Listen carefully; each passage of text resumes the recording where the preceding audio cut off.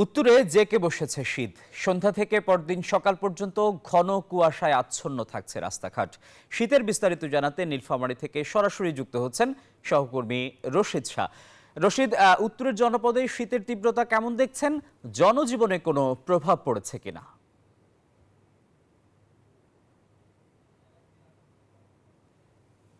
ধন্যবাদ আসিফ। আমি আছি নীলফামারী পৌরসভার হারোয়ায়।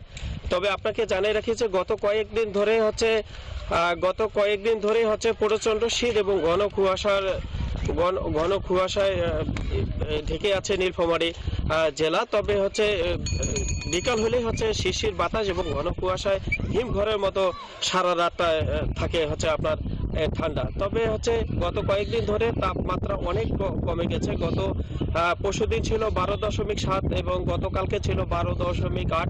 আজকে যে আবহাওয়া অফিস সূত্রে জানতে পেরেছি সেটা 12.6 চলে আসছে। তবে আবহাওয়া অফিসের সূত্রে জানতে পেরেছি আরো কয়েকদিনের মধ্যে আরো আবহাওয়া খারাপ হবে বলে আমাদেরকে জানিয়েছেন। তবে এই ঠান্ডা এবং শীতজনিত রোগের কারণে নীলফামারী সদরে হাসপাতালগুলোতে বেড়েছে আপনার রোগীর সংখ্যা। এতে আক্রান্ত হচ্ছে শিশু এবং বৃদ্ধরা। তবে গত কয়েকদিন ধরেই যে শিশু এবং বৃদ্ধরা আক্রান্ত হচ্ছেন, ডাক্তাররা পরামর্শ দিয়ে যাচ্ছেন শুধু শিশু নয়, আপনার যে স্বজনরা তাদেরকেও পরামর্শ দিয়ে যাচ্ছেন যে তারা যেন ঠান্ডা না লাগায় এবং ঠান্ডা জড়িত রোগের কারণেই বিভিন্ন সময় রোগে আক্রান্ত হয়ে রোগীর চাপ বাড়ছে। তবে আপনাকে গতকালকে আমি জানতে পেরেছি জেলা প্রশাসকের কাছে যে নীলফামারীতে যে ঠান্ডা ছিন্নমূল মানুষের মাঝে যে কম্বল বিতরণ করা হয় সেটি